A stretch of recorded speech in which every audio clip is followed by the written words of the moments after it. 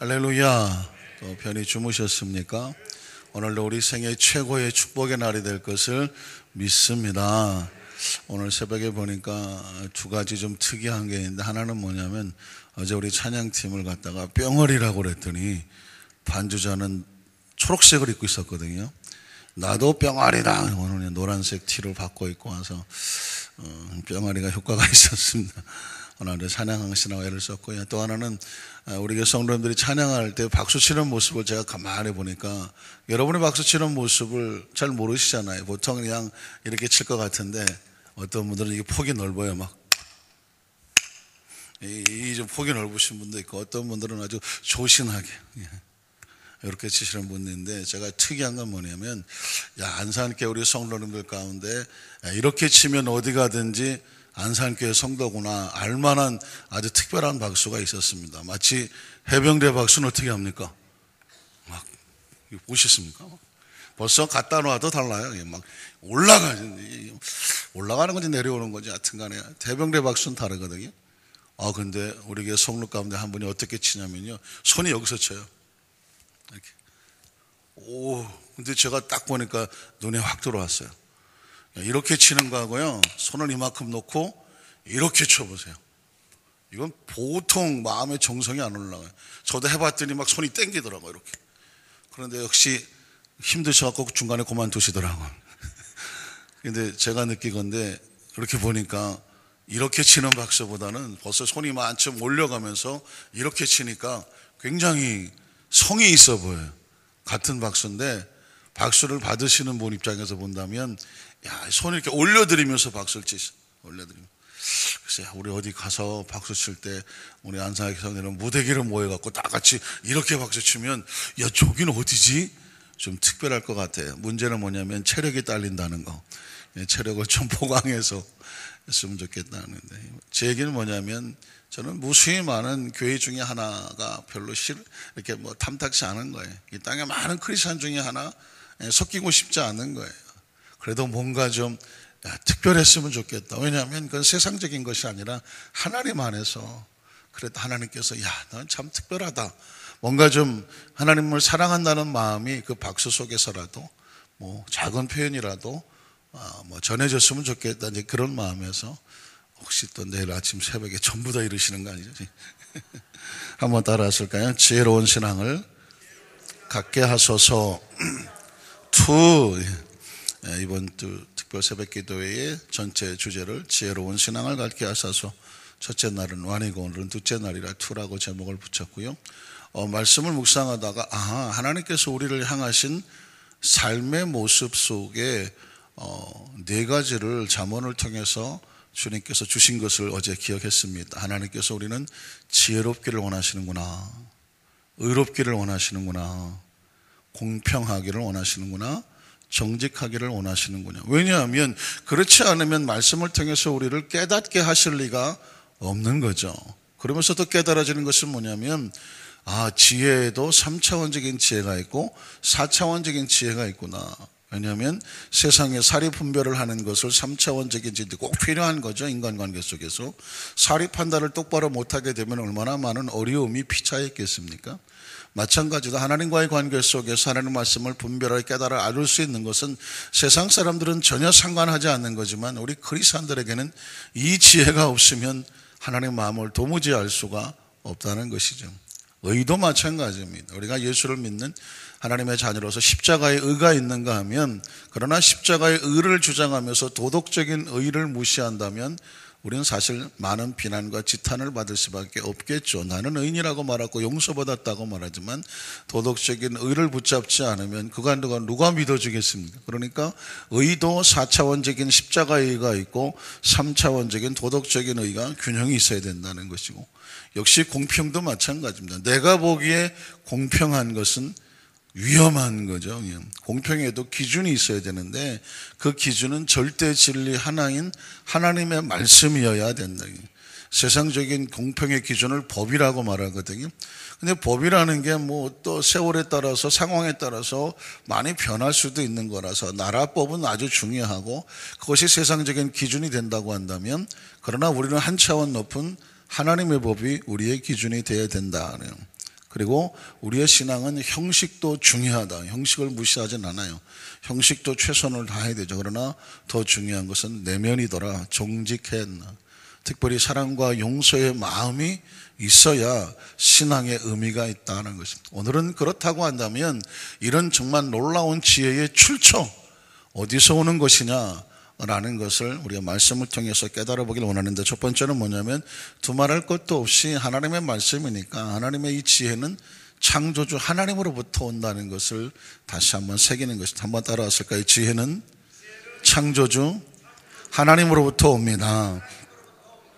예수 믿고 천당만 가는 게 아닙니다. 하나님의 지혜를 얻게 되는 건데, 성경에 보면 하나님이 최고의 지성을 가지시고 창조하신 것을 보게 됩니다. 여러분, 특별히 잠언 3장 19절을 보면 이런 말씀이 있습니다. 야훼께서는 무엇으로? 지혜로 땅의 털을 놓으셨으며 명철로 하늘을 견고히 세우셨고, 20절도 볼까요? 20절에 보면 그의 지식으로 깊은 바다를 갈라지게 하셨으며 공중에서 이슬이 내리게 하셨느니라.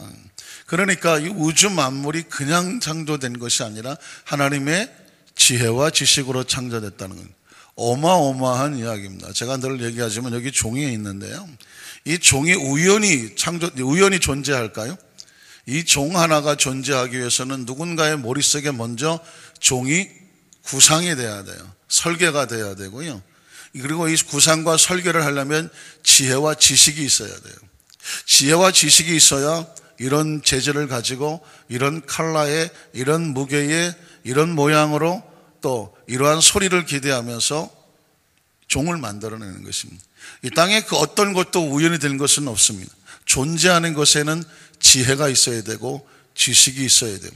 그것이 많이 발달된 나라를 문명국가라고 말하고, 그것이 저개발된 것은 문명이 아직 덜 된 나라라고 말하는 것은 결국 문명이라는 뭐냐면 지혜와 지식인데, 그 지혜와 지식은 어디서 왔냐면 하나님으로부터 왔다고 할 수밖에 없어요. 왜냐하면 우주 만물 창조 자체가 하나님의 지혜와 지식 속에 먼저 구상이 됐잖아요.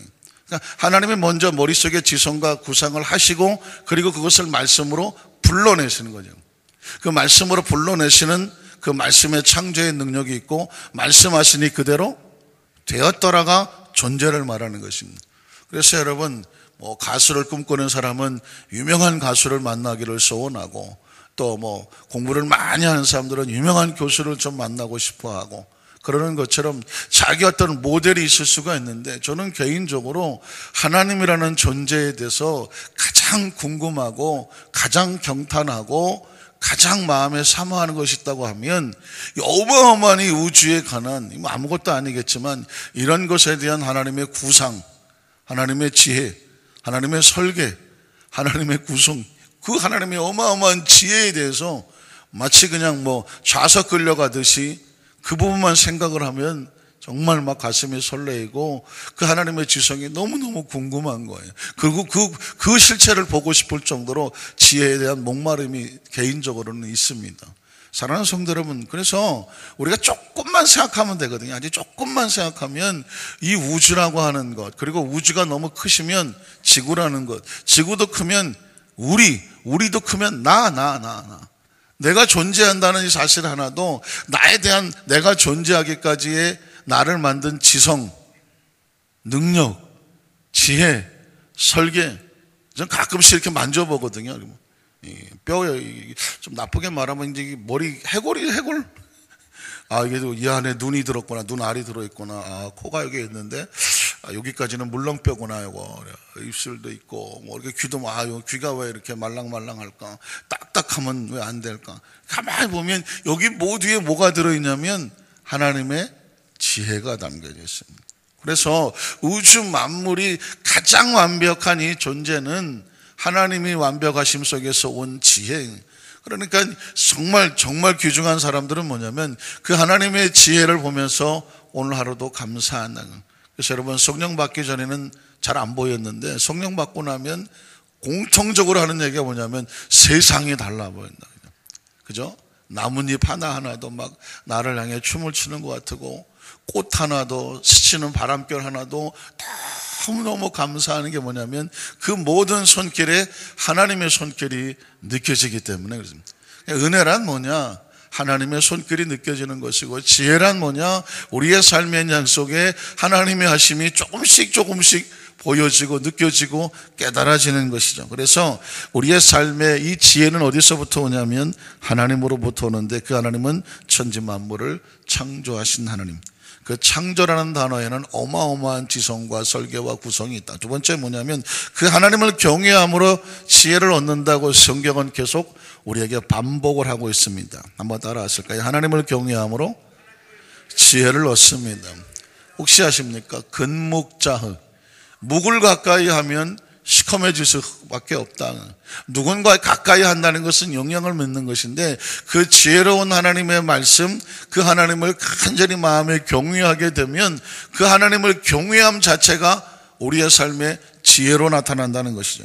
여러분, 시편 111편 10절에 보면 야훼를 경외함이 지혜의 근본이다. 성경 여러 군데에서 이런 말씀이 구석구석 숨어 있는데요, 지혜는 어디서부터 오냐면 하나님을 경외하다가 보니까, 그래서 선택되는 열매가 뭐가 되냐면 지혜가 됩니다. 그의 계명을 지키는 자는 다 훌륭한 지각을 가진다. 놀라운 일이죠. 하나님의 계명을 지키다가 보면 너 어떻게 그걸 알았어? 어떻게 그걸 선택했어? 어떻게 그것을 분별했지? 우리의 능력이 아니라 무엇을 지키다 보니까, 계명을 지키다가 보니까 그것이 훌륭한 지각을 가진 자가 되고 야훼를 찬양함이 영원히 계속되리로다. 믿음의 선배 다윗의 입술을 통해서 고백하는 것이죠. 지혜의 근본은 어디서부터 온다고요? 하나님을 경외함으로. 자, 잠언 1장 7절, 오늘 본문에도 야훼를 경외하는 것이 무엇이라고요? 지식의 근본이다. 자, 솔로몬이 잠언을 기록하면, 성령의 감동 기록했다면, 시편은 다윗의 감동인데, 이미 다윗이 성령의 감동을 받아서 하나님을 경외하는 것이 지식의 근본이라고 말을 했는데, 솔로몬 역시도 성령의 감동을 받아서 오늘 본문에 하나님을 경외하는 것이 지식의 근본이다. 그래서 하나님을 경외하지 않는 사람은 뭐가 되냐면 미련한 자가 돼서 지혜와 훈계를 멸시한다. 뒤집어 말하면 하나님을 경외할 줄을 모른다. 이사야서 33장 6절에도 역시 지혜는 하나님을 경외함으로부터 온다고 말하는데요, 내 시대의 이스라엘 백성들을 향한 내 시대에 평안함이 있으며 구원과 지혜와 지식이 풍성할 것인데, 왜 평안함과 지혜와 지식과 구원이 풍성해질까요? 야훼를 경외함이 내 보배라. 하나님을 경외하다 보면 내가 뭐 그렇게 좀 유명한 대학을 나온 것도 아니고, 내가 뭐 그냥 어마어마한 책을 읽어서 이렇게 머리가 비상하거나 똑똑한 것이 아닌데, 놀라운 것은 하나님의 말씀을 배운 대로, 그 계명과 율례대로 그렇게 하나님을 의식하고 살았을 뿐이에요. 그런데 그게 구원이 되고 평안이 되고 지혜가 되고 지식이 돼서 그것이 우리의 삶의 축복으로 다가오게 된다라고 성경은 말씀합니다. 그래서 사랑하는 성도 여러분, 하나님을 경외한다는 것은 신앙적인 용어지만 우리의 삶 속에는 그 계명과 율례와 법도를 지킴으로 말미암아 가장 지혜로운 자의 모습이 열매로 나타난다는 것입니다. 세 번째로, 하나님의 지혜는 두말할 것도 없이 하나님의 영이신 성령으로부터 온다는 것을 발견합니다. 한번 따라 하실까요? 하나님의 지혜는 하나님의 영이신 누구로부터 옵니까? 성령으로부터 옵니다. 성령을요, 은사적인 차원에서 또 성령 어떤 신비한 현상과 능력으로 아는데, 성령을 받으면 성령은 지혜의 영이십니다. 지혜의 영이시라 성령을 받으면 영적인 분별력이 생기고 순간순간 상황 속에 성령께서 운행하시고 인도하시고 감동하시는 것을 경험하고 체험할 수 있습니다. 누가복음 12장 12절에 보면 마땅히 할 말을 성령이 곧 그때에 너희에게 뭐 하신다고요? 가르쳐 주신다. 예수님께서 제자들에게 말씀할 때에 너희가 하나님의 일을, 복음을 증거하고 전도하고 영혼을 구원하다가 세상의 핍박과 어려움을 만나 공회에 서게 되거든 두려워하지 말고 놀라지 말라. 그때에 마땅히 할 말을 성령께서 너와 함께 있어서 너에게 가르쳐 주실 것이다. 우리 순복음교회 성도님들은 아마 거의 다 그런 체험을 하시죠. 어떤 상황 속에서 내 능력이 아니고 내 지혜가 아닌데 정말 성령님 도와주십시오. 이 상황 속에 내가 무엇을 어떻게 말해야 될지 모르겠습니다. 잘못 말하면 실수할 수 있고 실패할 수 있고 걷잡을 수 없는 잘못된 결과를 다가올 수 있을 때 우리는 순간적으로 본능적으로 기도할 수 있습니다. 성령님 지혜를 주십시오. 명철을 주십시오. 깨닫게 해주십시오. 오늘 성경에 보니까 하나님의 사람들은 성령께서 마땅히 할 말을 가르쳐 주시겠다고 약속을 했고요. 고린도서 12장 8절에게도 성령이 지혜로 오신다고 말씀했습니다. 어떤 사람에게는 성령으로 말미암아 무엇을 주셔요?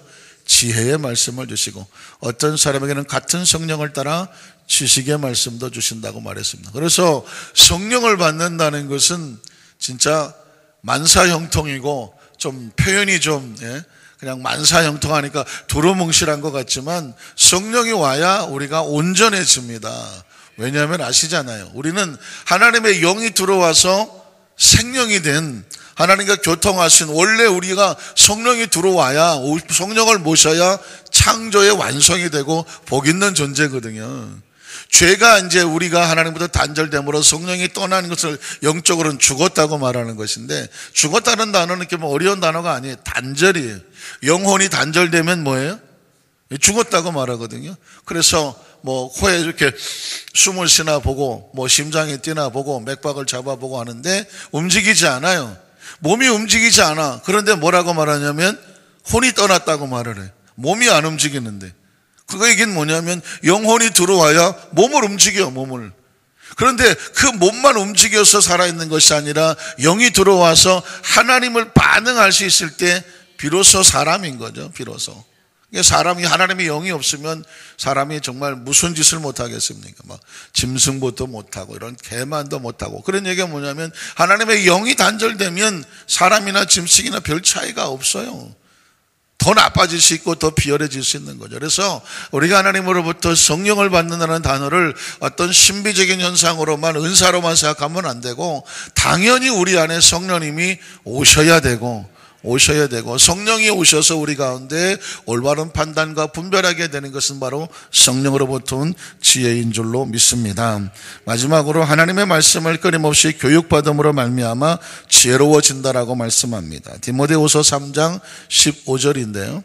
너 어려서부터 성경을 알았나니 성경은 능히 너로 하여금 그리스도 예수 안에 있는 믿음으로 말미암아 구원에 이르는 뭐가 있게 하죠? 지혜가 있게 한다고 말했습니다. 여러분, 우리가 예수님을 구주로 믿은 것이 얼마나 큰 축복이냐면 영혼이 구원되는 것은 당연한 것이고 하나님의 성령께서 우리의 삶 속에 함께 동행하는 것도 역시 당연한 것인데 교육 중에서 가장 최고의 교육이 반복 교육이거든요. 예수를 믿지 않는 사람들은 교회를 나오지 않냐고 말씀을 듣지 않다가 보니까 평생 살면서 학교를 졸업한 다음에 그들의 머릿속에 계속 눈으로 귀로 입력되는 것은 뭐냐면 세상적인 것밖에 없어요. 그래서 세월이 확 지나고 나면 예수 믿는 사람은 새벽 예배, 주일 예배, 철야 예배, 그리고 수요 예배, 구역 예배, 그리고 개인적으로 성경을 묵상하고 큐티하는 가운데에 우리의 지나온 세월을 보십시오. 얼마나 많은 일들을 하나님 말씀을 교육을 받았습니까? 그러므로 우리의 머리에 어마어마한 양이 쌓인 거예요. 어마어마한 하나님의 말씀이 교육되어진 것이고 우리가 알든 모르든 인정하든 인정하지 아니하든 그 평생을 말씀을 교육받고 살아온 것이 우리의 삶의 현장 속에 우리를 지켜왔다는 사실을 꼭 기억하시기를 주님의 이름으로 축원합니다. 교육적인 상황으로 본다고 하면 가장 최고의 전 세계 역사 속에서 가장 최고의 베스트셀러인 성경을 가지고 그리고 일주일에 적어도 서너 번 이상을 늘 말씀으로 교육을 받으면서 왔으니까 적어도 우리 교회 성도들은 최고의 영성과 함께 최고의 지성을 가진 존재는 우리가 세상적인 기준으로 어마어마한 대학을 안 나와도 괜찮아요. 어마어마한 연구원을 안 나와도 괜찮다니까요. 대학을 나오고 나서 여러분 저도 대학을 공부를 해보니까 대학은 그냥 개론을 가리키는 곳이에요. 대학에서는 개론을 가리킵니다. 대학원을 들어가면 좀 더 전문 지식을 가르치게 돼서 어떠한 학문을 전공하게 되어지죠. 그러나 대학원을 나왔다고 해서 그렇게 무슨 갑자기 무슨 똑똑해지는 것은 아니에요. 조금 더 개론을 하나 선택해서 들어갈 수 있는 전공 과목을 가지게 되는 것이고, 그리고 박사학위를 가졌다고 해서 어떤 그 부분에 대해서 많은 것을 알게 되지 않아요. 아주 저도 조심스러운 얘기지만 박사학위 논문을 2개 정도 써봤거든요. 논문을 쓰고 나니까 어떤 일이 벌어지냐면 바로 고개가 확 꺾여지더라고. 내가 그동안 이렇게 몰랐구나. 박사 논문을 쓴다는 거, 학위를 가진다는 것은 어떤 딱 하나의 장점이 있냐면 내가 너무 몰랐구나라는 생각을 하게 됩니다. 너무 수박 겉핥기식으로 그냥 이렇게 저렇게 두루뭉실 아는 것을 가지고 다 아는 척 했다는 것이 얼마나 부끄러운 것이고, 그리고 박사라는 것은 그것을 그 전공 과목에 대한 적어도 한 200권 이상의 책과 또 100권 가까이의 논문을, 유사 논문을 보면서 뭘 가게 되냐면 한 거에 대해 깊이 들어가게 돼요. 깊이 들어가서 보고 나와. 그러면 뭐가 생겨나게 되면 어떤 분야에 대해서 깊이 생각해 볼 수 있는 사고의 능력과 눈이 떠지는 거예요. 저는 우리 후배들에게 할 수 있으면 꼭 박사학위 공부를 해라. 이유는 뭐냐? 박사학위를 가졌다고 자랑하라는 것도 아니고 어디 가서 내놓으라는 게 아니에요. 적어도 어떤 하나를 볼 때에 깊이 볼 수 있는 눈을 가지라고, 그런 차원에서 제가 공부를 하라고 후배들에게 강조를 합니다. 이유는 뭐냐면 제가 공부를 해보니까 그런 눈이 띄어져요. 여러분 아시는 것처럼 어떤 곤충학 박사가 파리를 연구했다고 하지 않습니까? 그래서 이분은 파리 박사야. 파리. 저 프랑스 파리 말고 날아다니는 파리 박사예요. 이 파리 박사인데 파리에 대해서는 이분이 잘 알아. 눈깔이 어떻게 생겼는지, 온몸에 털이 어떻게 생겼는지, 날개가 어떻게 생겼는지, 언제 왜 비비는지 다 알아. 그러나 문제는 다른 건 몰라. 그냥 파리만 알아. 파리. 그러니까 파리는 그 사람에 대해서 물었지만 모기에 대해서 물어보면 몰라. 그러니까 박사라는 것은 뭐냐면 넓을 박자를 써서 이렇게 널리 아는 게 아니에요. 사실은 박사란 말하고 잘 맞지는 않아. 박사는 멀리 아는 게 아니라 깊이 아는 거예요. 하나만 가지고 깊이 아는 거예요. 그러니까 박사에 대해서 기죽을 것도 없어. 지가 파리에 대해서 알지 모기는 아나? 모기는 몰라. 그러니까 그 사람은 어느 분야에 깊이 알 뿐인데, 다만 좀 그런 부분들을 전문가로 존경한다면 깊이 볼 수 있는 눈을 가졌기 때문에 그렇게 하는 거예요. 그러니까 우리 사랑하는 우리 안산교회 성도는 박사학위를 줘도 돼. 왜? 성경 박사. 왜냐하면 수십 년을 성경을 같이 읽고 묵상하면서 신앙생활을 해왔기 때문에 그 부분에 대해서는 우리 안산 순복교회 성도들에게 물어봐라. 성경 박사니. 여러분은 기도 박사. 벌써 학위가 2개요. 기도 박사. 왜? 기도에 평생 기도하고 살아왔는데 기도에 대해서 나한테 물어봐는 기도 박사 아닙니까? 특별히 또 우리 안산에서는 전도 박사예요. 평생 전도만 했는데 그런 사람을 박사라고 말하는 거예요. 그런 사람을. 그러니까 결국은 뭐냐면 우리는 하나님의 나라의 박사지 하나님에 대해서 나한테 물어봐라. 이렇게 되면서 그런 부분을 대해서 존경하게 되는 거죠. 여러분은 평생에 그렇게 공부해와서 박사학위 한번 맞는데 짧게는 5년에서 10년 정도 하는데, 우리는 사실 신앙생활 얼마를 해와서 기본이 20년, 30년, 40년, 50년 그 이상 하신 분도 계시거든요. 그런 차원에서 보면 여러분은 충분히 신앙적인 박사학위를 받아도 전혀 부끄럽지가 않아요. 다만 우리가 겸손해야 그런 학위는 필요 없다. 그냥 하나님을 아는데 좀 더 깊이 알려고 나갈 뿐.